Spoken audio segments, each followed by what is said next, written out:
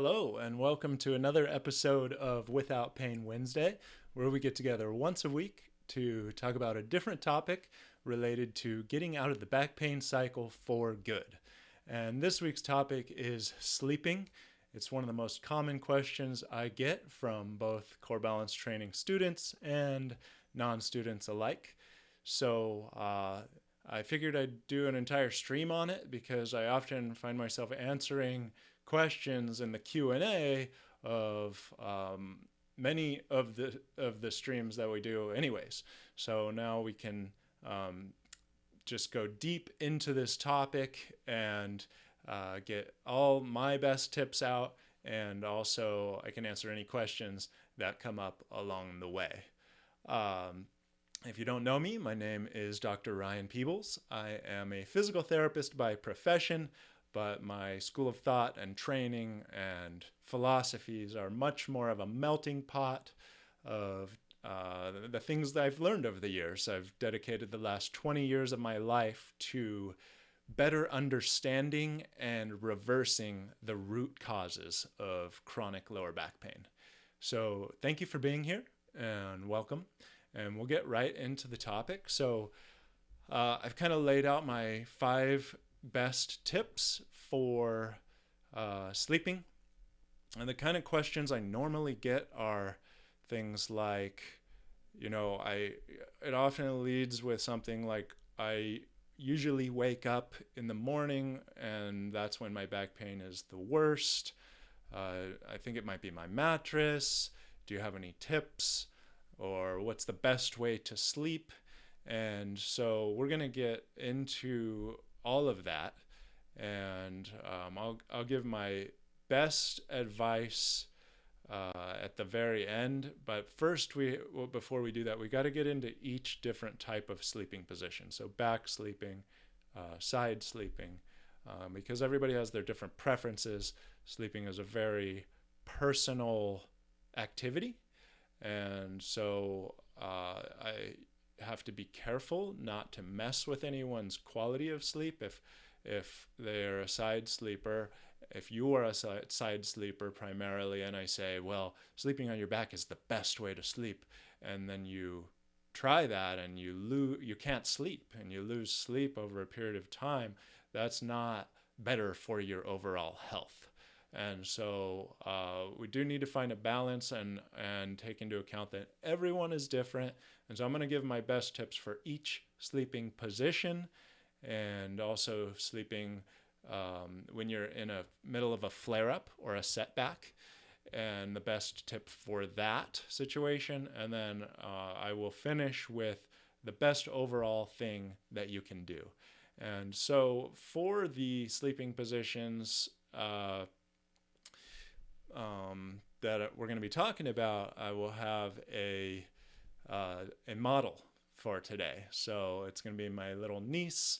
She's 6 years old, and that's because I have the benefit of having her because I'm down at my parents' house right now after just getting back from Costa Rica, which many of you, if you've been a student for a little while, know I have been in Costa Rica and on my honeymoon. And so we just got back yesterday. It was a great trip, and I'm at my parents', and we have the luxury of having my sweet little niece to demonstrate what I'm talking about with the sleeping positions. So let's get right into it. First, I will talk about each one, and then we will do the modeling after with Mackenzie, my niece. I just want to mention, first of all, that if you're not already aware, we put chapters into every one of these live streams. So that means if you're not watching live and you're catching the replay, or you found this video on YouTube, down below in the comments, you can see that you can skip to any chapter of any stream that you want. And we label the chapters by the topic and or the Q&A if it's a question from a student, and you can easily navigate that way. So check that out, and if you do enjoy the stream at any point, you feel something helped you out, we always appreciate if you hit the like button. It really helps the channel. And also, if you're not subscribed, you can hit the bell and subscribe to the channel, and that will notify you anytime I go live. We're going to be putting a lot more into YouTube, a lot more content, a lot more just helpful stuff, because it is such a great resource for people, and so you can get notified whenever we come out with something like this. So we'll get into the sleeping. First of all, I'm going to talk about back sleeping, sleeping on your back. And the main thing that I want to emphasize with this position is it's very natural. It seems like if you were to go back into human history, early humans, before we had soft mattresses, this was probably the way that we slept more often than any other position. And I like to model my beliefs and philosophies after the way that humans were for many thousands of years. That's the way that our bodies evolved to interact with the earth and with gravity. And so back sleeping may be number one, but it's only number one if that's the way that you can get the best quality sleep. If you have the luxury of being able to choose the position that you sleep in, and you're like, I can sleep no matter what position I'm in, I just conk out like this guy in the photo here, then I would say back sleeping is probably ideal. And the only situation where it's not going to be great for your body, well, there's two situations. So one is if you have a soft mattress. That would allow the sagging of the middle of your torso, and that's not going to be very good support for your spine. So back sleeping is best on a firm mattress, or on the floor, or on a thin sleeping pad, like if you're camping. And the lowest I would go is medium firm in the different grades of mattresses. So that's important. I think that for a lot of people that wake up in pain, it may be relating to having too soft of a mattress. So consider, if you can and often do sleep on your back, getting a more firm mattress. Medium firm to firm is ideal. And if you're not a back sleeper, then it's, as I'll mention next, it's actually okay to have a little bit of a softer mattress. So let's get into side sleeping now. The reason it's okay to have a more soft mattress for side sleeping is because your shoulders dig into the mattress, and having a firm mattress when you're sleeping on your shoulders like this can actually be very hard on the shoulders. One of the things that I've seen a lot in my career is rotator cuff tears in the shoulder, and other versions of just chronic shoulder tearing happening in the labrum and certain really tiny muscles in the rotator cuff. And oftentimes it's related to people sleeping on their side for 40, 50, 60 years. By the time they get into their 60s and 70s, that has gradually impacted their shoulders. So if you do sleep on your side, it's nice to have a little bit more of a softer mattress, potentially medium firm to medium. And if you sleep on both, you switch back and forth between side and back, then medium firm is probably the ideal firmness of mattress to have. One major note I'd like to make about side sleeping is how curled up you are in the fetal position, because side sleeping is a position where we bring our knees up a little bit and you're in the fetal position. And in the core balance training program, if you are aware of it, is all about bringing your body back into balance by reversing the predictable pattern of muscle imbalances that is the root cause of the vast majority of chronic lower back pain, of chronic cases of back pain, are muscle imbalances. And if you don't know anything about what I'm talking about, muscle imbalances, then there is a masterclass you can find in the description down below, where there's a link to watch that masterclass. It's all about muscle imbalances and how to reverse them, and very informative. So side sleeping in a very curled up fetal position is going to contribute to this predictable pattern that is underlying the vast majority of chronic back pain cases. And so you want to be careful about how curled up you are, and maybe want to consider opening up your posture a little bit. So maybe your knees aren't all the way up into your chest, but in a more open position when you're side sleeping. And that does bring me back to my other point I mentioned.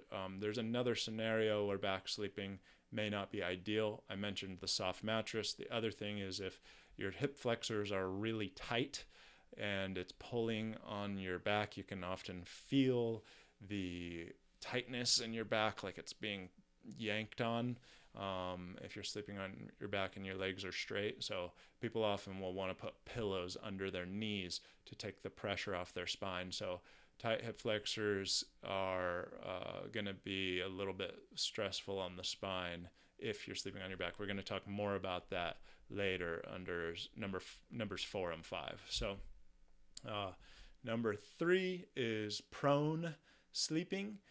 That's on your belly. And actually, there is a belief out there that it's not good for your back. I happen to think that it's not bad for your back if the mattress is firm enough, medium firm to firm, same as back sleeping. Sleeping on your belly is actually can feel quite good. And I make my judgments about back pain and getting out of the back pain cycle largely based on how things feel, and feeling your body and listening to your body. And if you've heard me speak any number of times, that's one of the themes I always come back to, is how important it is to listen to your body. So in my experience and conversations with students and patients, prone sleeping can feel quite decent, especially if you put a pillow under your belly, which we'll demonstrate. We're going to demonstrate a bunch of these things after I get through this list. Put your pillow under your low abdomen can feel very relieving in the prone position. The only thing about prone sleeping, and this is why there's pros and cons to every sleeping position, is is your neck. You're laying face down. If you want to be able to breathe, you're going to have to turn your head to one side or the other. And so that is, over a period of 7 hours, is going to potentially be a little hard on the neck. Maybe you can change positions and only be in that position for an hour and a half, 3 hours, a full cycle, whatever. That could potentially be fine. But over a period of a full night, over a period of weeks and months, it may have an impact on the neck. So you just want to be careful and maybe switch sides. If you always sleeping prone, switch the sides that you turn your head, and then the side that you're turned to, you want the arm on that side to go up. And that's because it kind of opens up the shoulder a little bit and takes some pressure off the neck. So the arm and the knee on the side that you're turned to can come up, lift the knee as well, and that is a little easier on the body. And then you can switch sides and do the same. So that's prone. We'll talk more about the pillow under the lower abdomen in a minute. And then the other thing about prone is no pillow. Okay? Yeah, no pillow, because you don't need a pillow for prone sleeping. And people think, I'm sleeping, I need a pillow. I use a pillow. Pillow goes with sleeping. It doesn't always have to. And you can even get away with sleeping on your back with no pillow as well. And I can attest to that, because when my body is in really good balance and I'm feeling really good, I'll go no pillow on my back as well, because that's the body being in balance, and it's a neutral position for the neck. So definitely recommend no pillow for prone sleeping, because that just puts your neck in a backward bent position, and that's unnecessary. And side sleeping, you're definitely going to want a pillow, because you're give space for your shoulder. So those are the 3 positions. If there's another position I don't know about, please let me know. I don't know if anybody's here live today, but feel free to post in the chat any questions, any comments. And I know that most people do watch the replay, so you can always comment down below, even in the replay. And for students of the Core Balance Training Program, you can always post any questions in the lesson comments, and I will feature them on these live streams, which I'll get to a couple today. So next point is number 4. We're talking about sleeping with a flare-up. So your back is feeling really flared up or bad, or you did some lifting and you moved some heavy boxes, or you had a long car drive and you're just feeling really tight and bad and no good. That's this situation. So my best recommendation is you're going to need to be in more close to the fetal position. This is a position of safety. This is a position of recovery. And you can think of the fetal position as protection for the body. And so we don't want to use this when we're trying to get we're trying to progress into growth mode for the body. The body is either in growth mode or protection mode. It can't be in both at the same time. So we generally want to be in growth mode and get stronger and healthier. But if we're in a position where we need to just be safe and protect ourselves for a while because we're in a flare-up, then the fetal position is protection mode, and that's what I recommend. So sleeping on your back with a whole stack of pillows under your knees to elevate your legs really high. People say put a pillow under your knees. Well, that's not enough for what I'm talking about. I'm talking about really elevating the knees. You can pile up your pillows on the bed, and you can even get a bolster, which you would see in a physical therapy clinic, and even put pillows on top of that, and really just elevate, and that takes the pressure off your spine. That takes the hip flexors, which tighten up when we are in a flare-up. They are protective muscles, but it doesn't benefit us when we are trying to stretch out and open up in a sleeping position. So when they're tight, we want to take the pressure off the spine. I'm referring to these hip flexors a few times now. I want to just show you a picture so that we can get an idea of the anatomy, why it's so important to pay attention to them. These are the hip flexors. This red representation is the hip flexors, and they attach to the femur. This is the femur bone of the leg. This is the hip joint. So when you lift your leg up, that's the hip flexors going to work. They pull the leg up like marching. They do that marching motion or walking. And what their other attachment is the spine. And so they're yanking on the spine to get leverage to pull the hip up. If your spine is not stabilized and supported by your muscles around it, that's yanking on the spine, doing damage. And if you are trying to sleep and these hip flexors are really tight, they're going to be pulling that spine upward into an anterior pelvic tilt, into a lumbar lordosis, and it's not a really comfortable sleeping position for you or for your spine throughout the night. So by elevating your legs, you're bringing this into a shortened position, putting the hip flexors on slack, and it just takes the tension off your spine, allows it to rest and recover a little more. And we just want to do that for short periods of time, like I said, protection or recovery, because we don't want to encourage the shortening of the hip flexors over time, because that's putting us into that cycle. We don't want to cater to short hip flexors.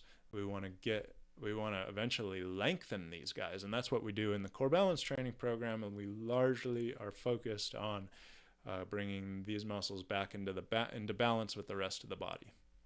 So this also relates to the side sleeping, why I was saying not to sleep too much in a fetal position, because we don't want to encourage these muscles to live in a shortened position. So we want to open up a little bit and encourage them to be in a lengthened position, except when you're in a flare-up. And so that is another option for you, is to sleep on your side in a flare-up if you kind of just curl up a little more. Another thing I didn't mention earlier is putting a pillow between the knees. Definitely recommend that, a pillow or two between the knees to take tension off your hips, your hip joints, and your SI joints can benefit from a pillow or two, or a folded pillow between your knees. Lots of space between your knees. Okay, so that's 1, 2, 3, 4. We'll demonstrate this with my niece just in a minute here. And then number 5, the best thing you can do. Best thing you can do for sleeping comfortably. So ultimately, to sleep comfortably, you want your body to be in balance. And that can't just happen overnight. You can't flip a switch and bring your body into balance, but you can work towards it gradually over time. And so if you have a lot of discomfort sleeping, it's actually a sign that your body is out of balance, unless you're sleeping on the wrong mattress. And that is something that you would want to consider changing. And a lot of the times there are multiple contributing factors to this. And so getting a medium firm mattress is a good idea, or even more firm if you sleep on your back. But the best thing you can do, assuming the mattress is okay, is bring your body back into balance so it can rest without the tension pulling on your spine. It can rest and the muscles, the resting position of the muscles is balanced, is healthy, and it allows for good blood flow and healing to take place. And so this is something we do in the core balance training program, and it happens gradually over time. We bring the body's muscles back into balance, and that's how you can sleep the most comfortably. That's the best thing you can do. And that's not something I'm going to be able to demonstrate today. But if you're curious, again, you can watch the masterclass down below in the description. There's a link to the masterclass, or do the program. And there's a free trial, and you can get an idea of what we're talking about. What is core balance, and how to bring your body into balance so that you can not only sleep comfortably, but also do life comfortably and do activities that you love without hurting yourself. So that is, those are the major points for today. I'm going to call in my wonderful model. So give me 1 second here, and I'll be right back. So putting a pillow under the knees for if you're in a flare-up. Let's do that one. So go ahead and lay on your back, Mackenzie.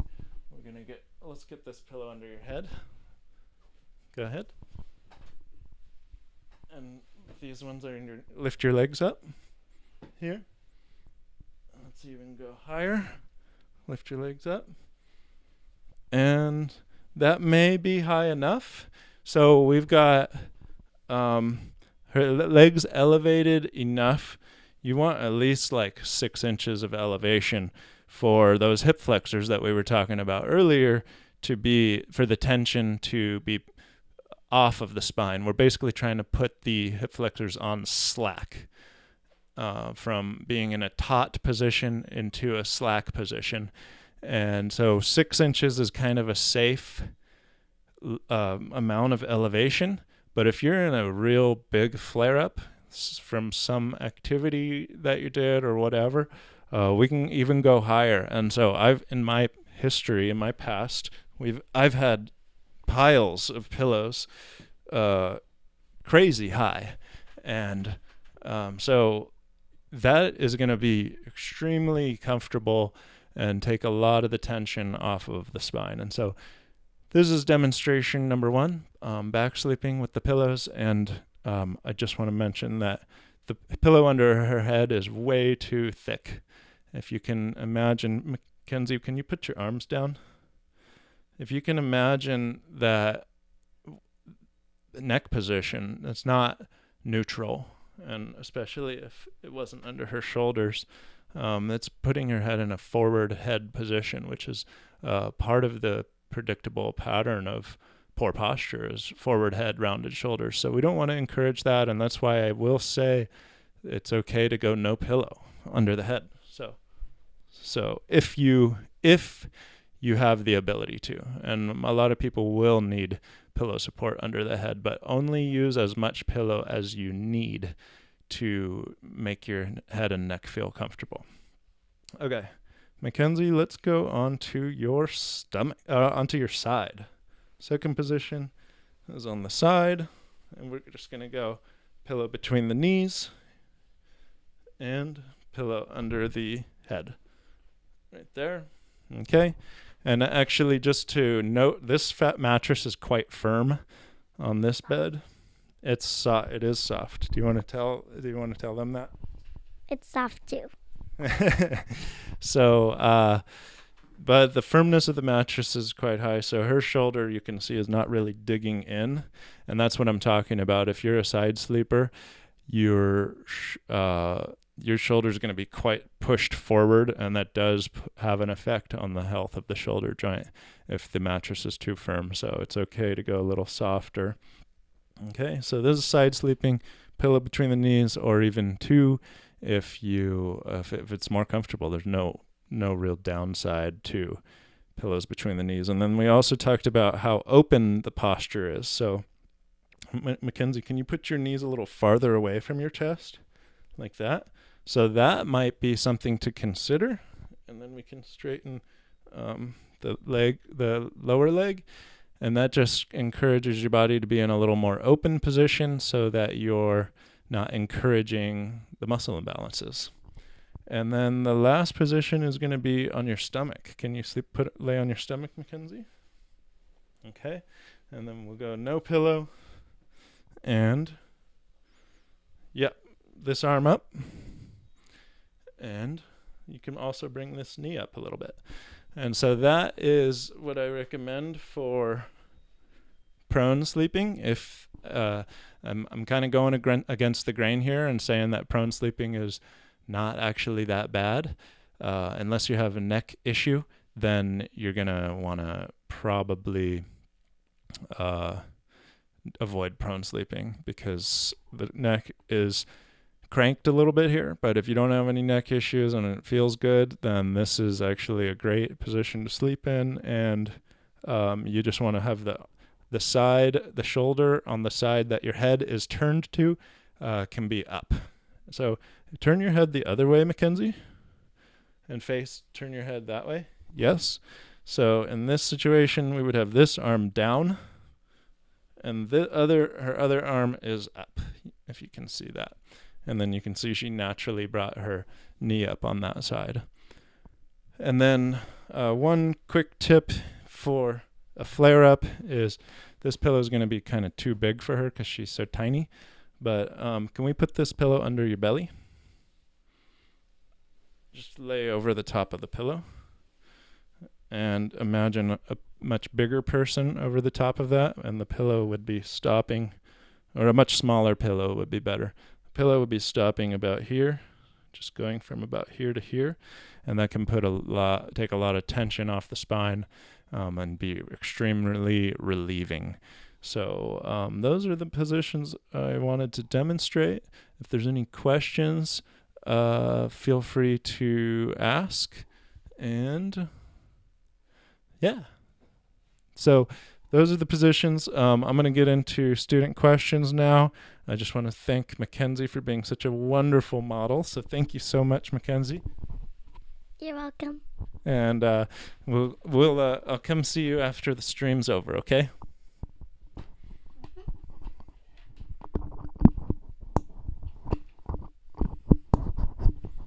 Okay. All right. Will you close the door? Bye-bye. Bye-bye. Okay. Okay. All right. So, thank you, Chris. I will let her know that you told her a great job. She is such a good girl. So, I'll get into some questions. I feel like I'm kind of forgetting something, but maybe that's just, there's more comments down below. Sherry, thank you so much. I will I will let her know. And I'm so happy that you guys enjoyed her. So let's get into the first question, which was, it's Guillermo, having trouble with the front anchors. Not so much a question. Guillermo, do you have a question that you want to ask so I can answer it? Otherwise, since you're in the coaching hub, I would recommend that you just submit a video of yourself doing the front anchors, and I'll be able to give you tons of feedback on the video. As you know, video analysis of your front anchors. And yeah, it is a more challenging concept to understand. So we can go ahead and get into that. So not a lot of student questions this week. Some weeks it's really heavy. Some weeks it's really light. And it was like super light this week. So that's fine. And that gives me time to feature a student. We always have students finishing the program, and I don't often feature them, but I did last week, and I thought it was really inspiring and got some feedback on that. So I'm going to do one again this week, and maybe we'll have a featured student every week. And so this is Joe. And so he just completed the program, and I asked for just an email response from everybody to kind of just share their experience with me. And so this was Joe's response. It says, Dr. Peebles, appreciate the course and learned a lot. I will incorporate a lot of the exercises into my routine. At the present time, I'm almost working out at a normal level, and I attribute that to your course. Still in some pelvic pain, and I have to be careful sitting certain positions, i.e. recliners, couches. It's hard to say which exercise I most benefit from. I want to comment on this. Couches and recliners. I personally own neither of these. I really don't like what couches do to the body. I think they really encourage positions that are unhealthy. And so if you can't, I'm sure there are great couches out there, and also putting a pillow behind your back can be really helpful. So there are ways to sit on a couch that are comfortable, but personally, I just either prefer to be in a chair or on a stool or on a box. I have a plyo box that I sit on, or on the floor, or if I'm sometimes I just prefer to lay down. So my favorite positions are vertical and horizontal, and if I'm sitting, I just try to avoid really cushiony things, because it just doesn't allow the body to feel itself. So I'm not saying there's no such thing as a good lazy boy, but you got to find that one, and typically just really cushiony things. I don't know, hasn't worked great for me. So I understand what you're saying, Joe. You got to be careful with these. Everybody's kind of got to be careful with these. I don't own them because of preventative. I just I think it's important it's a lifetime commitment, taking care of your body, and Not owning them makes it easy to not sit on them. So I'm pretty sure from our conversations, Joe, that it's SI pain. It's SI joint pain. So other positions you want to be careful sitting in for SI, or positions you want to avoid, are deep squats, like fully sitting on your heels, where your muscles are disengaged. You're sitting on your ligaments. Anytime you're hanging on your ligaments, it's going to be stressful on the SI joint. So that'd be any kind of deep full squat, like what I just said, or sitting cross-legged. If that's full hip range of motion for you, that's also going to be kind of hanging on the end of your ligaments, and sitting asymmetrically. So one knee up, one knee down. Like if I were to be sitting like this for a long period of time, that's going to be pulling on the SI. There's two SI joints, and one will be getting pulled like that, and the other the opposite direction, and that's kind of a lot of tension on those joints. So yeah, and so just to get back into the rest of what he said, I think they're beneficial for me. He's talking about exercises, since balancing the pelvis is my main goal. Having an imbalanced pelvis and L5 injury. Maybe the dead bug, bridge progressions, and original front anchors, if I was to name a few. So he's been through the entire program. There's a lot of different movements and exercises in the program, and so he seems like these might be his favorites. There's about 6 bridge progressions, or 6 or 7, maybe 7 now. But notice, these are kind of all early exercises. The movement retraining that happens later is like incorporating into your daily movements of normal life, stuff that you already do. You're just doing them healthier. And so, I mean, the front anchors is week 2. I agree with him that this might be one of the most beneficial things in the entire program as a reset for your posture and just connecting to your core. So I love that, Joe. Dead bug can be quite stressful on the SI if you go too far, so be careful with that one. The bridge is an all-time keeper for me and most students, so support that one. And I would say if you're doing a whole lot of dead bug, try to balance that out with the opposite, which is the front anchors challenge, the bird dog. So flip over and do the challenge in the other direction as well. But anything that you do that's going to be symmetrical is going to be better, preferable for SI. Single leg unilateral stuff can be quite stressful on it, and so you want to just continue progressing.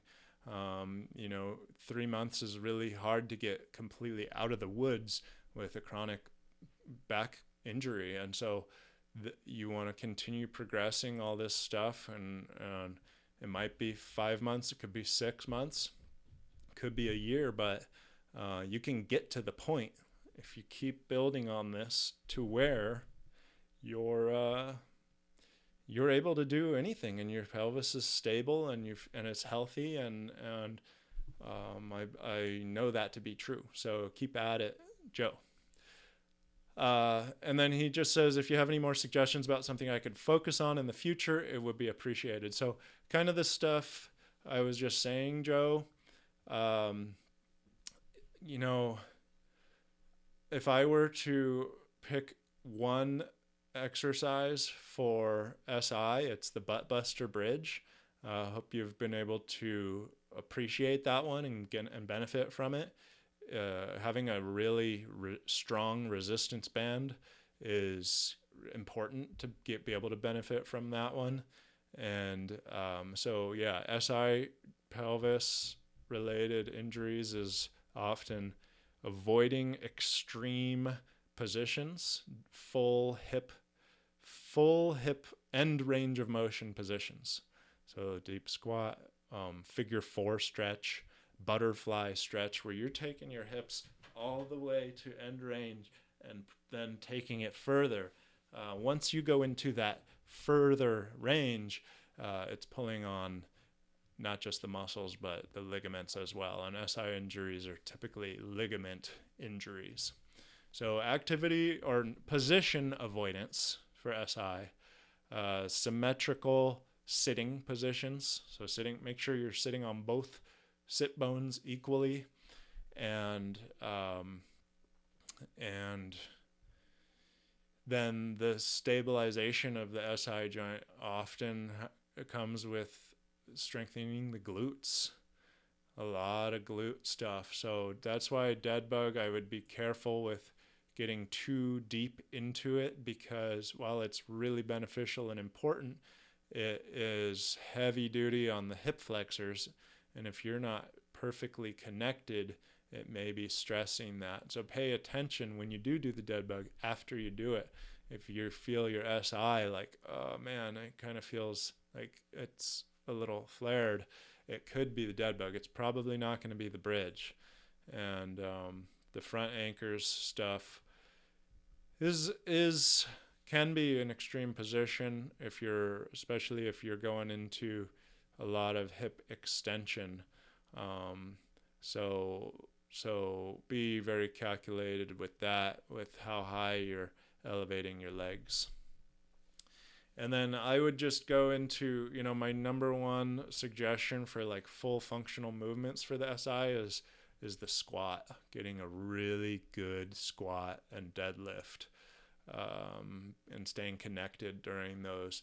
If you can do a really good squat and then work towards doing like long term, I don't know your fitness level or fitness goals, but long term, if you can get to the point where you can do a single leg squat starting with a chair, I talked about this in the last stream, single leg squat, and without flaring up your SI, then you are at the top of the mountain, and your body is going to be able to handle whatever you do with it. So all of this just gradual progression, but you can get there, and it's just a matter of every day improving 1% over a period of a full year. If you improve 1% per day, that's 37 times improvement over a period of a year. So that's how it works. This is a 12-week program. So life is much. This doesn't go away. And so I just say stick with it and keep progressing 1% a day. And Joe says, thank you and best of luck. So I appreciate that, Joe. Hopefully you get to see this message, and if not, I hope it benefits other people that see it. We'll get into the next, what is it, a question? I actually answered this one already in the lesson. So Flo says, I know it's only module 2. Will there come a time where you just move freely without the constant focus on breathing, anchors, pushing away, etc.? I find myself thinking about the right way to avoid any back pain. I would like to just not think about it and just move. So I can definitely relate to that, Flo. That's the goal, is to be able to just live life normally and not think about it. And I wrote a big, nice, long response to this in the lesson for everybody that didn't see this, but I just wanted to address it a little further because I think a lot of people would have this question. So the answer is yes. Will there come a time, right here, when you can just move freely without the constant focus? The answer is yes. But it can't happen in 3 months. I think the fastest it can happen is 5 to 6 months, but more likely a year, because what we're doing is we're regrooving movement patterns, muscle memory, default firing patterns that have potentially been the way that you move for years and years and years. And the more years it's been going on, the longer it's going to take to break out of those patterns and those habits. I think 3 months is too short a time to expect it for it to become automatic, like to become your default movement patterns. But I think that if you are committed and you stick with it and you stay and you do focus on the breathing and the anchors and the pushing away over a period of 5 to 6 months, and you are consistent, that's when it can really sink into your subconscious, your unconscious, your automatic way of moving. That's how it happens. There's the only way for it to happen. There's no, if we could download some flash drive into our software programs and just be automatic, that's essentially that's what we would do, right? But that's essentially what we are doing, and the downloading happens through the practicing. It's the only way I know. And if there was another way that I don't know about, I hope that somebody would tell me or that I find it. So that's point number one is yes, just stick with it. You'll get there. And it's really, really worth it. It's really rewarding to be able to get to the point where you can just connect and it be not like thinking about all the moving parts, but it's just like, it's kind of like you're driving a car. You still got to do it, but it's so automatic at this point. Another thing I wanted to say about her comment was, and I wrote about this too, was she finds herself thinking about moving the right way to avoid any back pain. And I would like to switch the script on this. I want to flip the script on it and say, no matter what, no matter who you are, if we're coming from a place of avoidance, it's going to change the way we move. It's a protective thing, and it changes the way we relate to our body and operate our muscles and all this stuff. And so what I recommend instead is you can still be calculating about your movements, be smart about what you do. But if you're going to choose to do something, do it with confidence, because when you come from a place of confidence, it engages a confident set of muscles, not a protective set of muscles, but confident. And those muscles are healthier muscles to use your body with. So be calculated, use your judgment, and choose the things you're going to do. And then when you do them from a place of confidence and not a place of avoidance. There's actually a name for this in the medical industry. It's called FAB, or fear avoidance behavior. And that's one of the contributing factors to back pain, is people avoid movements or do them in a weird way, an aberrant movement pattern. It creates and reinforces dysfunctional movement patterns. And so huge tip, there's going to be a future stream all about this, is moving confidently. And it just is a healthier way to move. And it's not to say just do everything and feel confident that you can do anything. It's calculated. And if you calculate that this is something you're going to do, then you might as well do it confidently. Okay. This is the last one. Not even a question. Kenneth, this is very light on the lesson comments this week, but Kenneth says in Module 2 assessment, really like the way this process is helping me be pain-free throughout the day. So just want to honor you, Kenneth. I know you've been really committed. You've made some comments in the lessons, and I know that when people are making comments in the lessons, that they're doing the lessons and that they care and that they're sharing their experience, and I always appreciate it. So honoring you, Kenneth, keep it up. I'm super happy that you're getting to the point of pain-free so early in the program. It's only Module 2, Week 2. I think you've been in the program longer than 2 weeks, so maybe you've taken it a little slowly, but there's lots more to come. And so keep it up.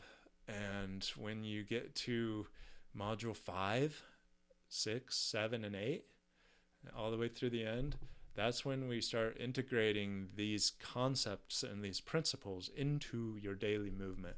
And that's when it starts to become automatic. But right now you're learning the pieces separately, all the pieces, and it's a lot.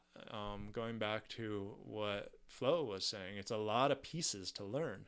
But what we do later in the program is we put them all together, and they go like this, and they integrate with each other, and it becomes so simple.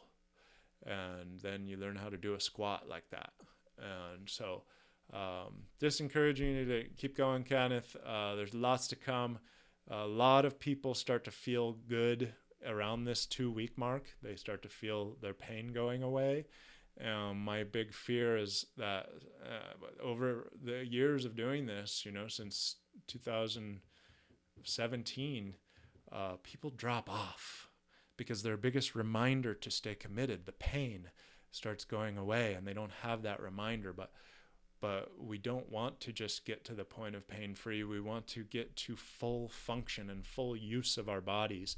And so even if your pain's going away, Kenneth, stick with it, because we can get past the point of pain-free where you have this buffer where you can go do awesome stuff with your life and not pay the price later. So that's my big fear. It's a funny fear to have, but people getting to pain-free too early in the program, sometimes the motivation to stay committed starts to dwindle. So keep that motivation. Keep your goal in your mind's eye.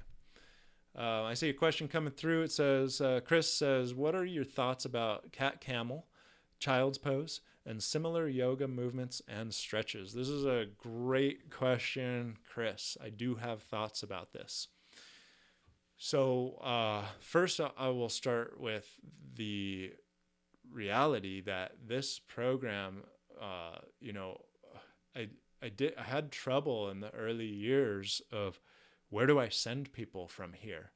What do I give to them after the program? Where do they land? And ultimately, what I came to the conclusion is that yoga is a really great practice to transition into from the program. For a lot of people, if they were to start doing yoga before the program, that the yoga potentially hurts you, and it hurt me. I injured myself doing yoga. But after you learn these core connections, and if you can apply them to yoga, then it can be incredible for you, and you can get the mind benefits from yoga, because that's really where a lot of the benefits come from yoga is, but yes, physical benefits, but the mind too. And so to be able to do it without fear of injury and without fear of hurting yourself is a lot more peaceful to be able to do yoga. I will get into the specific question you had, Chris, but I did want to start with that because yoga is a strong recommendation. The end of the program prepares you to be able to do some of the standing poses like warrior and stuff. So the last official exercise lesson in the program is pretty much how to do a yoga pose with the core anchors. So fully support yoga, not just for the physical benefits, but the mental benefits as well. Cat camel is the first one you asked about, Chris. So the idea behind cat camel is to increase the mobility in your spine. And that is a great thing. Having spinal mobility is a great thing. And for a lot of people, the problem is that there's too much mobility in like one or two segments of the spine, like L4, L5, L5, S1. They move way too much, and they're going like this, and they're breaking down, they're wearing down. And then the joints above, L3 through, all the way to the top, might be really stiff. And so the cat camel might be really good for those stiff ones and not so good for the hypermobile ones. And the hypermobile ones tend to take more of the motion when you do stuff like that. So that's my thoughts on cat camel. Is it's good intentions, but it can be, gradually. It's not in a high intensity exercise, so it's not going to really injure you. But the best way to do it is after you've learned how to stabilize your lumbar spine, after you have the core stability, and you have more control over which segments you're moving. And so that's kind of one of the goals of the program, is to be able to stabilize your lumbar spine and be able to move the rest of your body without compromising that stability. Cat camel is more or less, it's active, but it's not for stability. It's for increasing motion. And that's why to have control over your motion is kind of essential. It's almost like a stretch.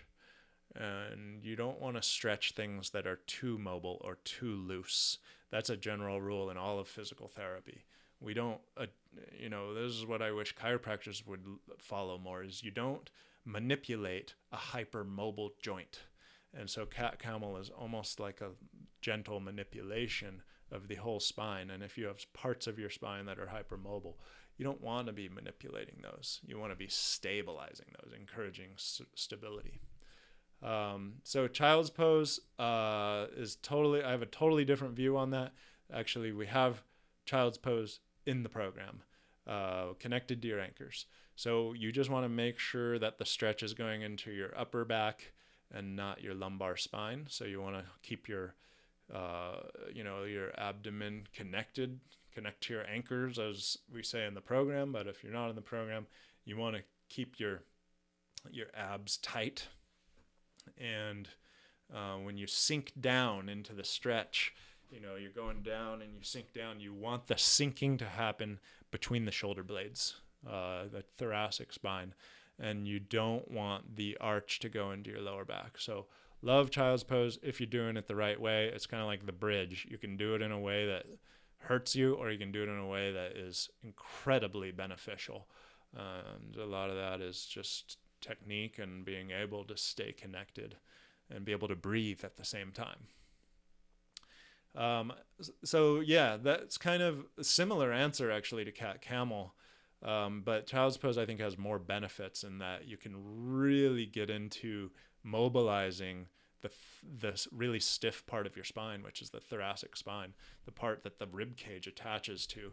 If we're talking about, I can't get the mouse over there, but all the segments of the spine that the rib cage is attached to are inherently more stiff, and we want to get mobility in them. And the child's pose is an awesome way to get more extension, more backward bending into that part of the spine that tends to round forward.